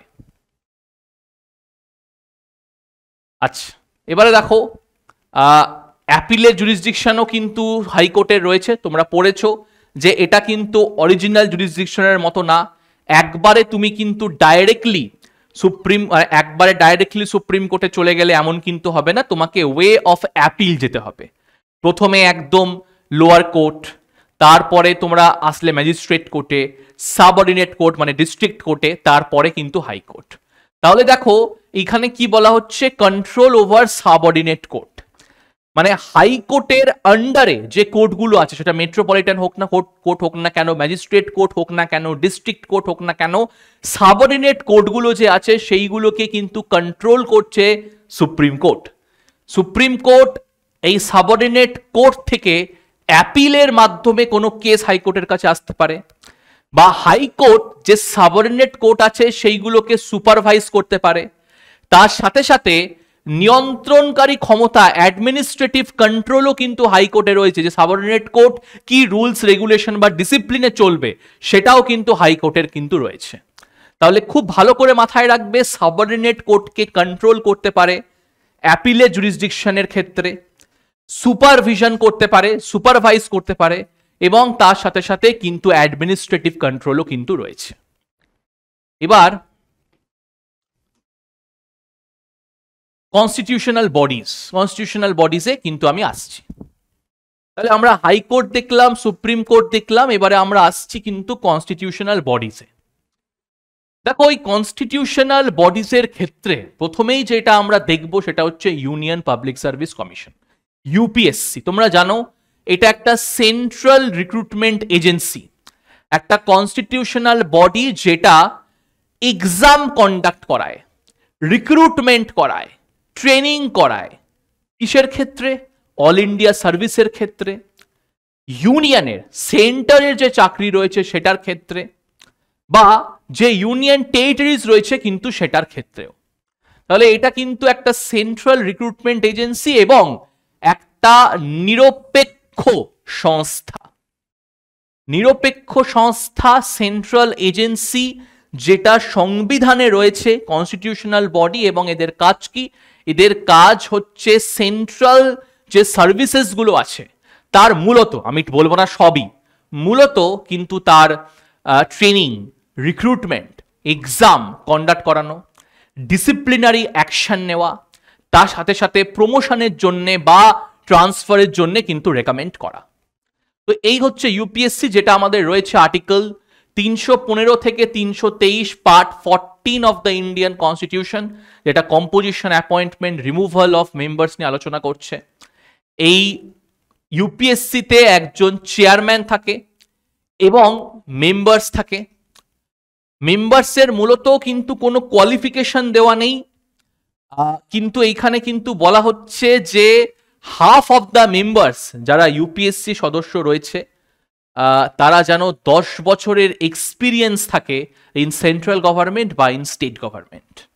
এই যে চেয়ারম্যান এবং মেম্বার্স অফ দ্য কমিশন, তারা কিন্তু 6 বছর অফিস হোল্ড করে, বা আনটিল তারা 65 ইয়ার্সের হচ্ছে। তাহলে 6 ইয়ার্স হচ্ছে টার্ম, 65 হচ্ছে কিন্তু রিটায়ারমেন্ট এজ। তার আগে কিন্তু প্রেসিডেন্ট তাদেরকে সরিয়ে দিতে পারে, তাদেরকে রিমুভ করতে পারে। আমরা একটুখানি দেখে নেব যে রিমুভালের কি প্রক্রিয়া রয়েছে। তাহলে মাথায় রাখবে যে এই যে ইউপিএসসির যে চেয়ারম্যান রয়েছে এবং আদার মেম্বার রয়েছে, একে রিমুভ করবে কে? একদম প্রেসিডেন্ট। প্রেসিডেন্ট 4টে কারণের জন্য রিমুভ করতে পারে। একটা, সে যদি ব্যাংক্রাফট হয়ে যায়, অ্যাডজাজড ইনসলভেন্ট, সে যদি ব্যাংক্রাফট হয়ে যায় তাহলে রিমুভ করতে পারবে। সে যদি নিজের চাকরি ছেড়ে যদি অন্য কোনো অর্গানাইজেশন, অন্য কোনো চাকরি করে তাহলেও কিন্তু সে রিমুভ হতে পারে। সে যদি আনফিট হয় বাই মাইন্ড অর বডি তাহলেও কিন্তু রিমুভ হতে পারে। এবং সে রিমুভ হতে পারে কিন্তু মিসবিহেভিয়ারের জন্য। এই মিসবিহেভিয়ারের কারণে যদি ইউপিএসসির মেম্বার রিমুভ হয় তাহলে কিন্তু ম্যাটারটা সুপ্রিম কোর্টের কাছে যাবে। সুপ্রিম কোর্ট কিন্তু প্রেসিডেন্টকে রেকমেন্ড করবে যে তার সাথে কি ডিসিপ্লিনারি অ্যাকশন নেওয়া দরকার। তাহলে এই 4টে কারণের ক্ষেত্রে কিন্তু আমার যে ইউপিএসসির যে মেম্বার রয়েছে তারা কিন্তু রিমুভ হতে পারে। এবার আমি আসছি এসপিএসসিতে। তো যেরকম আমরা দেখলাম যে ইউপিএসসি কিন্তু রয়েছে সেন্টারের ক্ষেত্রে, তেমনি কিন্তু স্টেট পাবলিক সার্ভিস কমিশন কিন্তু রয়েছে স্টেটের ক্ষেত্রে। স্টেটের যে সার্ভিসেস রয়েছে তার এক্সাম রিক্রুটমেন্ট কিন্তু কন্ডাক্ট করা এসপিএসসি, যেটা সেম সেট অফ আর্টিকেলে রয়েছে, আর্টিকেল 315 থেকে 323। আচ্ছা, আমরা ইউপিএসসির চেয়ারম্যান এবং মেম্বারকে দেখেছিলাম, তাদেরকে কিন্তু অ্যাপয়েন্ট করছে কে? প্রেসিডেন্ট। কিন্তু স্টেট পাবলিক সার্ভিস কমিশনের চেয়ারম্যান এবং যারা মেম্বার আছে তাকে অ্যাপয়েন্ট করছে গভর্নর। আমরা দেখেছিলাম ইউপিএসসির ক্ষেত্রে টার্ম রয়েছে 6 ইয়ার্স, এসপিএসসির ক্ষেত্রেও কিন্তু টার্ম 6 ইয়ার্স, কিন্তু রিটায়ারমেন্ট এজ কিন্তু পাল্টে যাচ্ছে। ইউপিএসসির ক্ষেত্রে আমরা রিটায়ারমেন্ট এজ দেখেছিলাম 65, এসপিএসসির ক্ষেত্রে সেটা কিন্তু হয়ে যাচ্ছে 62। বাট খুব ইম্পর্টেন্ট, এই স্টেট পাবলিক সার্ভিস কমিশনকে রিমুভ করবে কিন্তু প্রেসিডেন্ট, গভর্নর না। তোমরা দেখো যে অ্যাপয়েন্ট করছে কিন্তু গভর্নর, অ্যাপয়েন্ট করছে গভর্নর, কিন্তু রিমুভ করবে কিন্তু আমাদেরকে একদম প্রেসিডেন্ট। আচ্ছা, কিভাবে রিমুভ করবে প্রেসিডেন্ট তাও বলে দিই। সেম এই যে প্রক্রিয়া তুমি দেখছো, এই সেম প্রক্রিয়াতে কিন্তু যে এসপিএসসির মেম্বার রয়েছে তারাও কিন্তু রিমুভ হতে পারে এই সিমিলার প্রক্রিয়াতে প্রেসিডেন্টের দ্বারা। তাহলে এই গেল আমার এসপিএসসি এবং ইউপিএসসি। এবার আমরা কিন্তু চলে আসবো জেপিএসসিতে, জয়েন্ট পাবলিক সার্ভিস কমিশন। যদি দুটো স্টেট বা দুটোর অধিক স্টেট যদি একসাথে এক্সাম কন্ডাক্ট করাতে চায় তাহলে কিন্তু জয়েন্ট স্টেট পাবলিক সার্ভিস কমিশনেরও কিন্তু আমাদের প্রভিশন রয়েছে। আচ্ছা, আমরা ইউপিএসসি এবং এসপিএসসিতে দেখেছিলাম যে এদের কিন্তু আর্টিকেলস রয়েছে, এই দুটো কিন্তু কনস্টিটিউশনাল বডি। কিন্তু জয়েন্ট পাবলিক সার্ভিস কমিশন কিন্তু পার্লামেন্টের অ্যাক্টের দ্বারা গঠন হয়েছে। ভালো করে মাথায় রাখবে, তাহলে যদি পার্লামেন্টের অ্যাক্টের দ্বারা গঠন হয় তাহলে সেটাকে কি বলা হয়? Statutory body. এইটা কিন্তু একটু মাথায় রাখবে যে ইউপিএসসি এসপিএসসি কনস্টিটিউশনাল বডি হলেও জয়েন্ট পাবলিক সার্ভিস কমিশন কিন্তু গঠন হয় পার্লামেন্টের দ্বারা, যদি দুটো বা তার অধিক রাজ্যে স্টেট লেজিসলেচার পার্লামেন্টকে রিকোয়েস্ট করে। একটা এক্সাম্পল দিয়েছি আমি, শর্ট পিরিয়ডের জন্য পাঞ্জাব এবং হরিয়ানা কিন্তু একসাথে joint state public service commission conduct করিয়েছে। এদেরকে অ্যাপয়েন্ট করে প্রেসিডেন্ট, এদেরকে রিমুভ করে প্রেসিডেন্ট, অফিস হোল্ড করে তারা 6 ইয়ার্স, রিটায়ারমেন্ট এজ কিন্তু 62। তাহলে এই গেল আমার ইউপিএসসি এসপিএসসি তার সাথে সাথে joint state public service commission. আচ্ছা, এবারে তাহলে আমি আসছি কনস্টিটিউশনাল বডিজে আমরা করছিলাম, সেখানে তোমরা দেখো যে প্রেসিডেন্ট কিন্তু সাসপেন্ড হতে পারে, মানে যে জয়েন্ট পাবলিক সার্ভিস কমিশনের যারা মেম্বার্স আছে তারা কিন্তু সাসপেন্ড হতে পারে বা রিমুভ হতে পারে বাই প্রেসিডেন্ট, বা তারা কিন্তু রেজিগনেশন লেটার কিন্তু দিতে পারে প্রেসিডেন্টকে। তারা যে অ্যানুয়াল রিপোর্ট, মানে যে বার্ষিক যে আমাদের যে ইয়ারলি যে রিপোর্ট, সেই রিপোর্টটা কিন্তু জমা দেবে সেই স্টেট গভর্নর, মানে কনসার্ন স্টেট গভর্নরকে কিন্তু বার্ষিক রিপোর্ট বা অ্যানুয়াল রিপোর্টটা জমা দেবে। তাহলে এই গেল হচ্ছে আমার UPSC, state public service commission এবং joint state public service commission. এবারে আমরা আসছি কিন্তু ফিনান্স কমিশনে।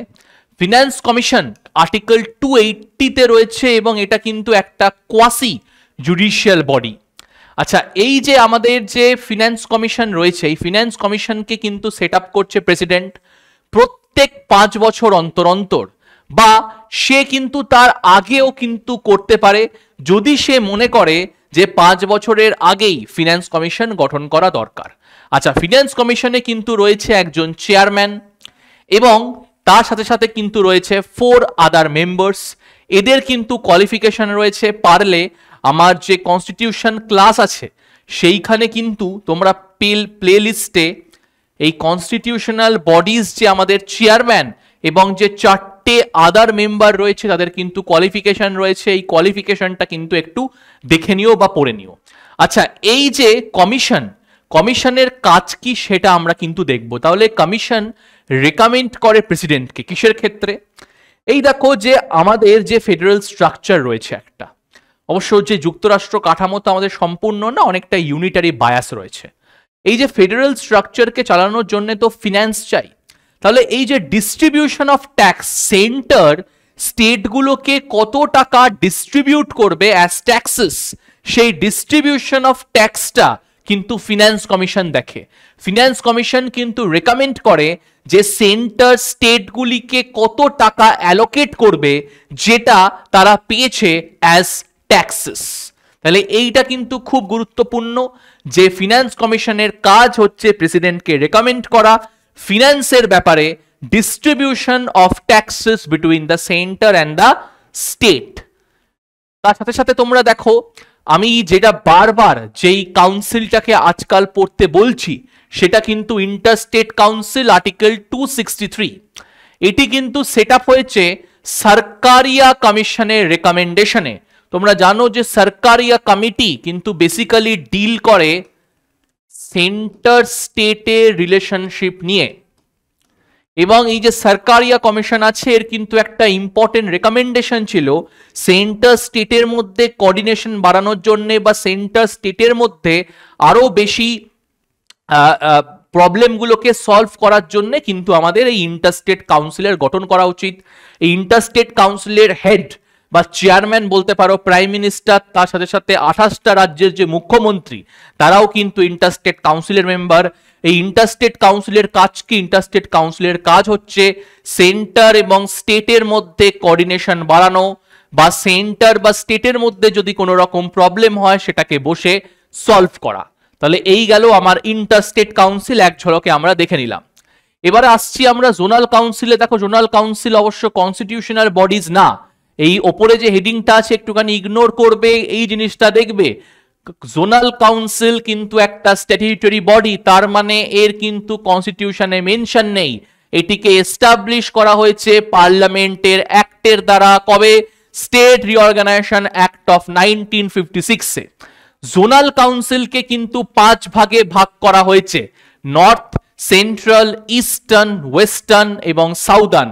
তাহলে আমাদের যে ইন্ডিয়া সেটাকে কিন্তু 5টা জোনে ভাগ করা হয়েছে, north, south, east, West, centre. একটি নতুন জোন কিন্তু অ্যাড হয়েছে নর্থ ইস্টার্ন জোনাল কাউন্সিল। সেটা নর্থ ইস্টের যে ব্যাপার, নর্থ ইস্টের ডেভেলপমেন্ট, নর্থ ইস্টের যে প্রবলেম, নর্থ ইস্টের যে রিজিওনালিজম সেইটা নিয়ে কিন্তু দেখে, এবং এটা কিন্তু হয়েছে সেট আপ হয়েছে নর্থ ইস্টার্ন কাউন্সিল অ্যাক্ট 1972 তে। আচ্ছা, এর কাজ কি আমরা দেখে নেব। এটাও কিন্তু একটা অ্যাডভাইজারি বডি, এবং মাথায় রাখবে জোনাল কাউন্সিলের হেড হচ্ছে আমাদের ইউনিয়ন হোম মিনিস্টার। এর কাজ কি? এর কাজ হচ্ছে ইন্টারস্টেট কাউন্সিল যে রেকমেন্ডেশনগুলো দিচ্ছে সেইগুলো জোনসে লাগু করা, তার সাথে সাথে প্রত্যেকটা জোনসের ডেভেলপমেন্ট প্রবলেমসগুলোকে কিন্তু ইন্টারস্টেট কাউন্সিলের মাধ্যমে আলোচনা করা। তাহলে এই গেল আমার জোনাল কাউন্সিল। এবারে আসছি আমি national commission for schedule caste. এটি কিন্তু একটা constitutional body. Article 338 of the Indian কনস্টিটিউশনে কিন্তু এই national commission for schedule caste থাকতো। আমাদের তোমরা জানোই যে এসসি এসটি নিয়ে কিন্তু কনস্টিটিউশনে ইমপ্লিসিটলি হোক না কেন বা এক্সপ্লিসিটলি হোক না কেন খুবই কম কথা লেখা আছে। এই এসসি এসটিরা কিরকম কন্ডিশনে রয়েছে, তাদের নতুন কোনো শিডিউল কাস্ট শিডিউল ট্রাইব রিজার্ভেশনের আন্ডারে ঢোকানো উচিত কি না, বা কারা কাকে বাদ দেওয়া উচিত, এইগুলি কিন্তু ডিটারমাইন করে থাকে national commission for schedule caste, যেটি একটি কনস্টিটিউশনাল বডি রয়েছে আর্টিকেল 338-এ। আচ্ছা, এই যে আমাদের national commission for schedule caste আছে, এর কিন্তু একজন চেয়ারপারসন রয়েছে, একজন ভাইস চেয়ারম্যান রয়েছে এবং 3 জন আদার মেম্বার রয়েছে। এদের সকলকে কিন্তু অ্যাপয়েন্ট করে প্রেসিডেন্ট। এদের কাজ কি? ন্যাশনাল কমিশন ফর শিডিউল কাস্টের কাজ কি? প্রেসিডেন্টকে রেকমেন্ড করা যে এসসিরা কেমন কন্ডিশনে রয়েছে, তাদের ডিটারমিনেট করা যে তারা ইন্ডিয়াতে কেমন কন্ডিশনে রয়েছে, তারা রিজার্ভেশন পাচ্ছে কিনা, বা যদি রিজার্ভেশনের আয়ত্তায় নতুন কোনো শিডিউল কাস্টকে ঢোকাতে হয় তার জন্য কিন্তু রেকমেন্ডেশন করা। তাহলে এরা কিন্তু রিপোর্টটা দেয় প্রেসিডেন্ট। রিপোর্টে কি থাকে? আরো কি কনস্টিটিউশনাল সেফগার্ড নেওয়া উচিত for the empowerment of scheduled caste. তার সাথে সাথে তোমরা বুঝতেই পারছো যে শিডিউল ট্রাইবও কিন্তু থাকবে।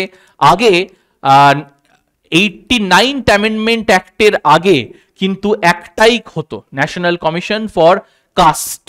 কিন্তু 89th অ্যামেন্ডমেন্ট অ্যাক্টের অনুযায়ী এসসি এসটি কে কিন্তু বাইফারকেট করে দেওয়া হয়েছে। আমরা দেখলাম যে আর্টিকেল 338 এ কিন্তু রয়েছে শিডিউল কাস্ট, তেমনি national commission for schedule tribe এটা কিন্তু রয়েছে আর্টিকেল 338 এ তে।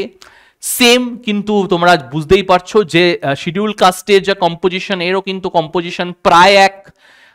আমাদের 89th অ্যামেন্ডমেন্ট অ্যাক্ট 2003-এ এটাকে বাইফারকেট করে দেওয়া হয়, যেখানে SC national commission for schedule caste রয়েছে আর্টিকেল 338-এ, national commission for schedule tribe কিন্তু রয়েছে আর্টিকেল 338-এ তে, এবং তার সাথে মাথায় রাখবে আর্টিকেল 338-বি এইখানে কিন্তু রয়েছে national commission for backward class. তাহলে এইটা একটু খেয়াল রাখবে।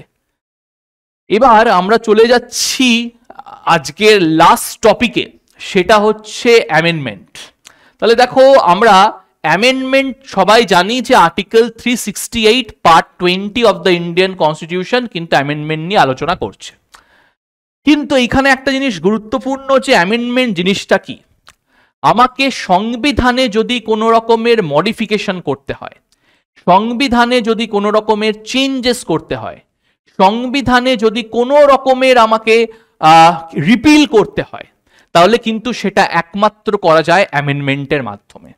এই অ্যামেন্ডমেন্ট নিয়ে কিন্তু যাবতীয় তথ্য রয়েছে আর্টিকেল 368-এ পার্ট 20 অফ দ্য ইন্ডিয়ান কনস্টিটিউশনে, যেটা ডিল করে অ্যামেন্ডমেন্ট নিয়ে। আচ্ছা, কনস্টিটিউশনাল অ্যামেন্ডমেন্ট আর বাকি বিলের মধ্যে কিন্তু ফারাক আছে। আমরা এই জন্যে এই যে কনস্টিটিউশনাল অ্যামেন্ডমেন্টের কিন্তু কিছু প্রভিশনস বা ক্যারেক্টারিস্টিক্স দেখে নেব। তাহলে মাথায় রাখবে, কনস্টিটিউশনাল অ্যামেন্ডমেন্ট বিল একমাত্র কিন্তু পেশ হবে পার্লামেন্টে, এটি কিন্তু স্টেট লিজিসলেচারে পেশ হয় না। তার মানে সংবিধানকে যদি আমাকে অ্যামেন্ড করতে হয়, চেঞ্জ করতে হয়, মডিফাই করতে হয়, তাহলে কিন্তু সেটা একমাত্র করা যাবে পার্লামেন্টের মাধ্যমে, স্টেট লেজিসলেচারের মাধ্যমে না।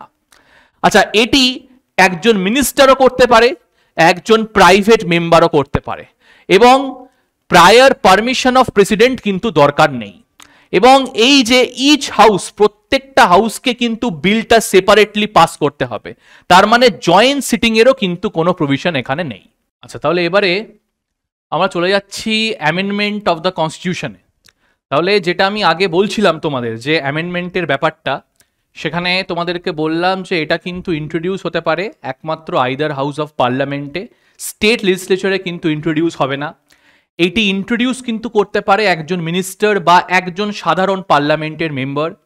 এই বিলটা কিন্তু দুটো হাউস থেকে সেপারেটলি পাস হবে, মানে লোকসভা থেকে সেপারেটলি পাস হবে, রাজ্যসভা থেকেও কিন্তু সেপারেটলি পাস হবে। এই জন্যে জয়েন্ট সিটিংয়ের কিন্তু কোনো প্রভিশন নেই। আমরা অর্ডিনারি বিলের ক্ষেত্রে কিন্তু দেখি যে জয়েন্ট সিটিংয়ের প্রভিশন রয়েছে, তার কারণ সেটি কিন্তু লোকসভা বা রাজ্যসভা থেকে কিন্তু অন্য হাউসে যাবে। কিন্তু যেহেতু এটা আলাদা আলাদা দুটো হাউস থেকে পাস হচ্ছে, তাহলে দুটো হাউস থেকেই কিন্তু পাস করতে হবে, এই জন্য জয়েন্ট সিটিংয়ের কোনো প্রভিশন অ্যামেন্ডমেন্টের ক্ষেত্রে কিন্তু নেই। আচ্ছা, এই ক্ষেত্রে একটা জিনিস মাথায় রাখবে যে অর্ডিনারি বিল বা মানি বিলের ক্ষেত্রে আমরা কিন্তু অনেক সময় দেখি যে প্রেসিডেন্ট কিন্তু উইথহোল্ড করতে পারে, আটকে দিতে পারে। কিন্তু মাথায় রাখবে, অ্যামেন্ডমেন্ট বিলের ক্ষেত্রে প্রেসিডেন্টকে কিন্তু কনসেন্ট দিতেই হবে, সই বা অ্যাসেন্ট কিন্তু দিতেই হবে। মাথায় রাখবে, অ্যামেন্ডমেন্ট বিলের ক্ষেত্রে প্রেসিডেন্ট কিন্তু কোনো রকম ভিটো ইউজ করতে পারে না, প্রেসিডেন্ট উইথহোল্ড করতে পারে না, president has to give his accent. তাহলে এই হচ্ছে আমার প্রেসিডেন্টের ক্ষেত্রে। যখনই প্রেসিডেন্ট অ্যাসেন্টটা দিয়ে দিল, এতক্ষণ কিন্তু আমরা বিল বিল বলে আলোচনা করছিলাম, যেই প্রেসিডেন্ট অ্যাসেন্টটা দিয়ে দেবে এটা কিন্তু অ্যাক্টে পরিবর্তন হয়ে যাবে। তোমরা নাগরিকত্ব বিলের ক্ষেত্রে দেখেছিলে, কনস্টিটিউশন অ্যামেন্ডমেন্ট বিল পেশ হওয়ার পরে সেটি কিন্তু অ্যাক্ট তখনই হয় যখন প্রেসিডেন্ট সেই বিলের ওপরে তার স্বাক্ষর করে দেয়। তাহলে এই হচ্ছে আমার ক্যারেক্টারিস্টিক্স। এবার এইখানে অনেক কিছু লেখা আছে, এত লেখা দেখলে হবে না, আমার কথাটা একটুখানি ভালো করে শুনবে। দেখো, প্রথম যে অ্যামেন্ডমেন্টের প্রক্রিয়া, এটা হচ্ছে বাই সিম্পল মেজরিটি। আচ্ছা, সিম্পল মেজরিটি মানে তোমরা হয়তো জানোই যে 50% of the total membership of the house. এবং এই যে সিম্পল মেজরিটিতে কিন্তু আমরা অ্যামেন্ডমেন্ট করতে পারি। কিন্তু একটা জিনিস খুব ইম্পর্টেন্ট এখানে, এই সিম্পল মেজরিটি কিন্তু আর্টিকেল 368 এর মধ্যে আসে না। আর্টিকেল 368 এর মধ্যে আসবে special majority plus special majority এবং হাফ অফ দ্য স্টেটের রায়। কিন্তু সিম্পল মেজরিটিতেও কিন্তু অ্যামেন্ডমেন্ট করা যায়। সিম্পল মেজরিটিতে আমরা কি কি অ্যামেন্ডমেন্ট করতে পারি সংবিধানের সেইগুলো আমরা দেখে নেব। নতুন কোনো স্টেট গঠন করা বা নতুন কোনো স্টেটকে ইন্ডিয়াতে আনা, স্টেটের বাউন্ডারি অল্টার করা, স্টেটের নাম পরিবর্তন করা, এক স্টেটের কোনো একটি টেরিটরি অন্য স্টেটে অ্যাড করা, এইগুলো কিন্তু করা যেতে পারে সিম্পল মেজরিটিতে। লেজিসলেটিভ কাউন্সিল যেটাকে আমরা বলে থাকি বিধান পরিষদ, বিধান পরিষদকে ক্রিয়েট করা বা বিধান পরিষদকে অ্যাবলিশ করা। সেকেন্ড শিডিউল, তোমরা জানো যে সেকেন্ড শিডিউলে কিন্তু আমাদের রয়েছে কিন্তু পেনশনস, অ্যামলমেন্ট, স্যালারি, এইগুলো কিন্তু সব রয়েছে, অ্যালাওয়েন্সেস। এই সেকেন্ড শিডিউলে কোনো রকম কিন্তু পরিবর্তন আমরা সিম্পল মেজরিটিতে করতে পারি। ইলেকশন অফ পার্লামেন্ট এবং স্টেট লেজিসলেচার, ডিলিমিটেশন অফ কনস্টিটিউয়েন্সিস।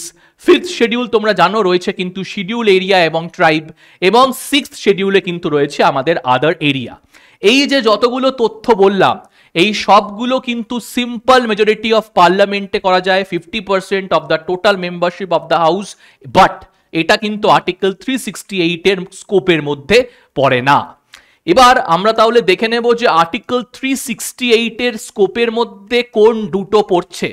তাহলে প্রথম হচ্ছে by special majority of the parliament. তোমরা স্পেশাল মেজরিটি মানে জানো, প্রথম হচ্ছে 50% of the total membership of the house, তারপরে majority of the members, 2/3 of the member present and voting. তার মানে আমরা প্রথম দেখলাম সিম্পল মেজরিটি যেখানে আমরা শুধু 50% লোকের কিন্তু রায় দেখেছিলাম total membership of the house, কিন্তু স্পেশাল মেজরিটি মানে কিন্তু এইখানে 50% of the total membership of the house, তার সাথে সাথে 2/3 of the member present and voting. আচ্ছা, এই স্পেশাল মেজরিটিতে আমরা কি কি অ্যামেন্ড করতে পারি মাথায় রাখবে। স্পেশাল মেজরিটিতে আমরা ফান্ডামেন্টাল রাইটস, মৌলিক অধিকার অ্যামেন্ড করতে পারি, তার সাথে সাথে directive principles of state policy যে ডিপিএসপি আছে সেটাও অ্যামেন্ড করতে পারি, তার সাথে সাথে এমন প্রভিশনস যেইগুলো সিম্পল মেজরিটি বা special majority plus consent of the স্টেটে নেই সেইগুলোকেও কিন্তু আমরা অ্যামেন্ড করতে পারি। তাহলে এই গেল আমাদের স্পেশাল মেজরিটি, এটা কিন্তু within the scope of article 368 কিন্তু এটা পড়ছে। লাস্ট আমরা দেখে নেব by special majority plus consent of the state. এবার এইখানে একটা ধারণা যে এই কনসেন্ট অফ দ্য স্টেট মানে কি। স্পেশাল মেজরিটি মানে তো বুঝলাম যে 50% of the total membership of the house plus 2/3 of the member present and voting, কিন্তু আবার এখানে বলছে দেখো কনসেন্ট অফ দ্য স্টেট। তার মানে কি? তার মানে আমাদের কিন্তু 28টা স্টেট আছে, এই 28 স্টেটের মধ্যে হাফ অফ দ্য স্টেটকে কিন্তু রায় দিতে হবে। যখনই হাফ অফ দ্য স্টেট হ্যাঁ বলে দেবে, তাদের কনসেন্ট দিয়ে দেবে, তখনই কিন্তু আমরা এই প্রসেসের মাধ্যমে অ্যামেন্ড করতে পারবো। তাহলে একবার দেখে নেব কি করে অ্যামেন্ড করতে পারবো। প্রথম স্পেশাল মেজরিটিতে আমরা অ্যামেন্ড করব, তারপরে হাফ অফ দ্য স্টেটের কিন্তু রায় লাগবে। এইখানে হাফ অফ দ্য স্টেটের কি করে রায় লাগবে? হাফ অফ দ্য স্টেটের যে স্টেট লেজিসলেচার আছে তাদেরকে এই বিলটাকে তাদের লেজিসলেচার থেকে পাস করতে হবে সিম্পল মেজরিটির সাহায্যে। তোমরা যদি দেখো যে আমি কিন্তু লিখেওছি এই special majority plus consent of the half of the state মানে প্রথম আমাকে স্পেশাল মেজরিটি থেকে পাস করতে হবে, তারপরে কিন্তু যত রাজ্য আছে তার হাফের রায় নিতে হবে। এই 28টার মধ্যে মনে করো যদি আমাকে 15টা স্টেট যদি হ্যাঁ বলে দেয় তাহলেই কিন্তু আমি এই প্রসেসে অ্যামেন্ড করতে পারবো। বাকি স্টেট রায় দিল কি না দিল তার কিন্তু গুরুত্ব নেই, যখনই হাফ অফ দ্য স্টেট রায় দিয়ে দেবে ইট উইল বি অ্যাপ্রুভড। এর মাধ্যমে আমরা কি কি অ্যামেন্ড করতে পারবো সেটাও দেখে নাও। আচ্ছা, খুব ইম্পর্টেন্ট, এই স্পেশাল মেজরিটি প্লাস রাজ্যগুলোরও রায় লাগবে। কি অ্যামেন্ড করতে পারি? বুঝতেই পারছ, ফেডারেল স্ট্রাকচার। যদি যুক্তরাষ্ট্র কাঠামোর মধ্যে কোনো রকম চেঞ্জ করতে হয়, কোনো রকম অল্টারেশন করতে হয়, সেটা কিন্তু আমরা করতে পারি এই স্পেশাল মেজরিটি প্লাস স্টেটগুলোর রায় নিয়ে। কি কি অ্যামেন্ড করতে পারবো? প্রেসিডেন্টের ইলেকশন এবং প্রেসিডেন্টের ইলেকশনটা যে মেথডে হয় সেইগুলোকে চেঞ্জ করতে গেলে কিন্তু আমার রাজ্যগুলোরও রায় লাগবে। তার সাথে সাথে যদি ইউনিয়ন বা স্টেটের মধ্যে এক্সিকিউটিভ পাওয়ারের মধ্যে কোনো চেঞ্জ করতে হয় সেটাও কিন্তু লাগবে। সুপ্রিম কোর্ট বা হাই কোর্টে যদি কোনো চেঞ্জ করতে হয় সেটাও কিন্তু লাগবে। ল মেকিং পাওয়ার, লেজিসলেটিভ পাওয়ার, তোমরা বুঝতেই পারছো যে ইউনিয়ন বা স্টেটের মধ্যে যদি কোনো রকমের আইনি পরিবর্তন করা হয় সেটাও কিন্তু এই প্রক্রিয়াতে করা যেতে পারে। তার সাথে সাথে 7th শিডিউল, তোমরা জানো যে 7th শিডিউলে কিন্তু আমাদের সেন্টার স্টেটের ব্যাপারে কিন্তু বিস্তার বলা রয়েছে। এই 7th শিডিউলকে চেঞ্জ করতে গেলেও কিন্তু এই প্রক্রিয়াতে করতে হবে। তার সাথে সাথে representation of state in parliament, তোমরা জানো যে পার্লামেন্টে কিন্তু আমাদের যে স্টেটগুলো আছে সেইগুলোর পপুলেশন অনুযায়ী কিন্তু পার্লামেন্টে লোক বসে। তো যদি আমি এই স্টেটের রিপ্রেজেন্টেশনে চেঞ্জ করতে চাই তাহলেও এই প্রক্রিয়াতে করতে হবে। এবং আমি যদি আর্টিকেল 368 পরিবর্তন করতে চাই তাহলেও কিন্তু আমার রাজ্যগুলোর রায় লাগবে। তাহলে এই হচ্ছে আমার 3খানা অ্যামেন্ডমেন্টের প্রক্রিয়া। কি বললাম? সিম্পল মেজরিটি, ঠিক আছে, কিন্তু সেটা আর্টিকেল 368 পড়ে না। তারপরে কি দেখলাম? Special majority, 50% plus 2/3 of the member present and voting. তার মধ্যে আমরা দেখলাম ফান্ডামেন্টাল রাইট পড়ছে, ডিপিএসপি পড়ছে, এবং আমরা দেখলাম স্পেশাল মেজরিটি লাগবে প্লাস হাফ অফ দ্য স্টেটের রায় লাগবে। তার মানে হাফ অফ দ্য স্টেটের স্টেট লেজিসলেচার থেকে সেইটাকে র্যাটিফাই করাতে হবে, পাস করাতে হবে। সিম্পল মেজরিটিতে কি কি জিনিস করাতে পারে? যদি আমাদের ফেডারেল স্ট্রাকচার নিয়ে কোনো রকমের অ্যাফেকশন হয় বা কোনো রকম কিছু অ্যাফেক্ট করে। তাহলে এই হচ্ছে আমাদের অ্যামেন্ডমেন্টের প্রক্রিয়া, আমরা কিন্তু দেখলাম। তাহলে আশা করি যে তোমরা আজকের এই ক্লাসটা এনজয় করলে। প্রিলি কিন্তু একদম দরগড়ায় চলে এসছে, আর কিন্তু কোনো রকমের কিন্তু আমাদের ইজি নেওয়ার কোনো কিন্তু ম্যাটার নেই। এবারে কিন্তু একদম আদা জল খেয়ে লেগে পড়তে হবে। তোমরা যদি এবারের মেন্সের পেপার যদি অ্যানালিসিস করো তাহলে দেখবে মেন্সের পেপার দিয়েছে একদম ইজি, একদম হার্ড, মিডিলে কিন্তু কিছু দেয়নি। কিন্তু আমি এটা গ্যারান্টি দিচ্ছি, যদি তোমরা ক্লাসগুলো ঠিক করে করো, যদি একটুখানি যদি ক্লাসগুলোকে মন দিয়ে করো, তোমরা 70 থেকে 80% কিন্তু মেন্সের ইজিলি পাওয়া যায়। প্রিলি তো আরো ইজি পেপার আসবে। প্রিলি তোমরা যদি ক্র্যাক করতে পারো, মাথায় রাখবে মেন্সে তো বসতে পারবেই, তার সাথে সাথে দেখবে কনফিডেন্স অনেক বেড়ে গেছে। এজন্য কিন্তু এই যে 3টে রিভিশন সেশন, এরপরে আমি আরো রিভিশন সেশন আনবো যেখানে কেসেস, সাবক্লজের আর্টিকেল, কমিটিস, কমিশন নিয়ে আমি আলোচনা করব। তোমরা মাথায় রাখবে যে WBCSটা কিন্তু আমাদের মেন লক্ষ্য, এবং তাছাড়া কিন্তু আমাদের আর এইখানে কোনো লক্ষ্য নেই। জাস্ট 2 মাস ভালো করে দিয়ে দাও, দেখবে ফিউচার কিছু আর ভাবতে হবে না। তাহলে আশা করি আজকের এই ক্লাসটা তোমরা বুঝতে পারলে। কোনো রকম তোমাদের সমস্যা যদি হয় পরবর্তী ক্লাসে সেটা আমি ক্লিয়ার করব। কোনো রকম যদি ত্রুটি হয় তাহলেও কিন্তু তোমরা কমেন্ট সেকশনে আমাকে জানিও। পরবর্তী ক্লাসে আমাদের দেখা হবে কেসেস নিয়ে এবং সাবক্লজ নিয়ে। Thank you.